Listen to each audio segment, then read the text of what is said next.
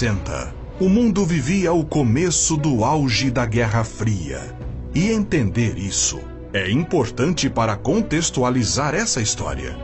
As duas superpotências da época, Estados Unidos e União Soviética, viviam sob um tenso duelo baseado na ameaça constante de um conflito nuclear apocalíptico. Ondas de bombas nucleares cada vez mais potentes eram desenvolvidas por ambas as partes.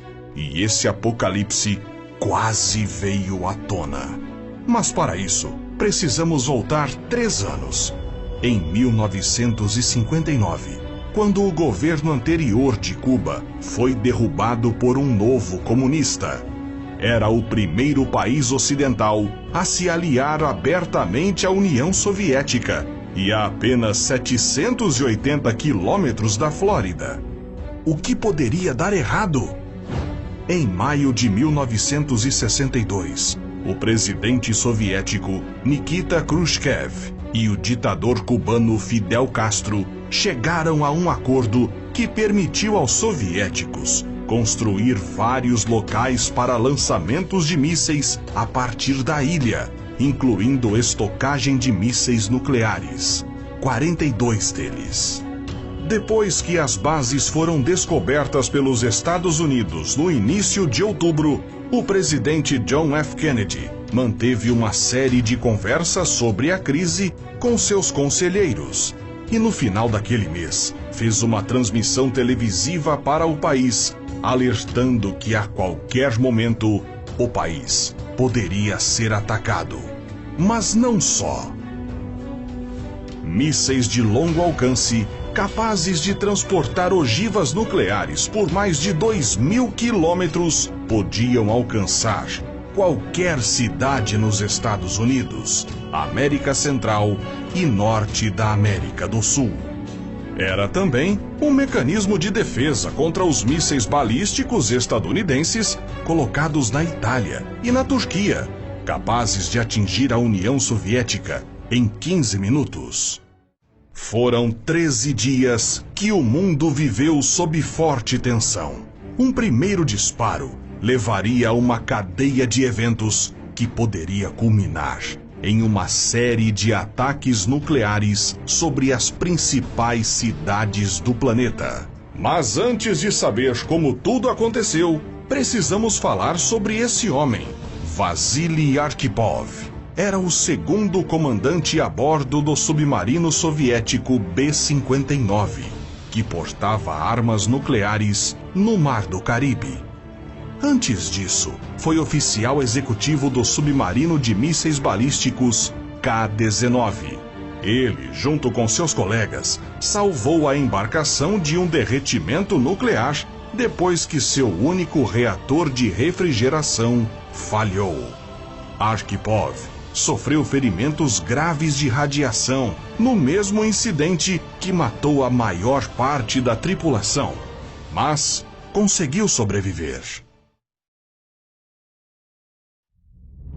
Sequência de eventos. Em outubro de 1962, o B-59, submarino soviético que carregava 22 torpedos e uma arma nuclear, parte rumo a Cuba junto com outros submarinos. Os capitães dos submarinos tinham permissão para disparar a arma nuclear sem ter que esperar ordens de Moscou, caso fossem atacados pelos navios norte-americanos logo acima deles. Em 27 de outubro, o USS Beale, um destroyer dos Estados Unidos, começou a lançar cargas no mar como sinal para fazer os submarinos soviéticos emergirem. Eles não faziam ideia da carga letal que o submarino carregava e não tinham a intenção de destruir as embarcações inimigas. Em uma tentativa de se esconder dos norte-americanos e temendo que as cargas o afundassem, o B-59 desceu muito fundo no mar e ficou incapaz de receber qualquer sinal de rádio, seja de Moscou ou dos navios inimigos. Sem nenhuma comunicação externa, o capitão Savitsky, do B-59, pensou que as cargas lançadas eram resultado de uma guerra já estourada e ordenou que os torpedos nucleares fossem lançados em direção a várias cidades dos Estados Unidos. Mas a decisão deveria ser aceita pelos 3 oficiais a bordo. As temperaturas ultrapassaram os 37 graus. O sistema de ar-condicionado estava avariado e o submarino não podia ir à superfície sem se expor.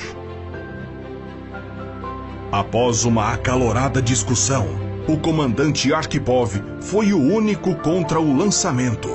Após persuadir seus colegas a subir para aguardar ordens de Moscou, ele acabou evitando a guerra nuclear, que certamente ocorreria se a arma russa tivesse sido lançada.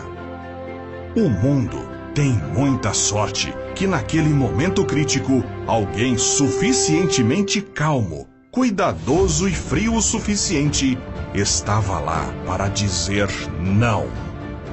Não foi apenas o momento mais perigoso da Guerra Fria, foi o momento mais perigoso da história humana.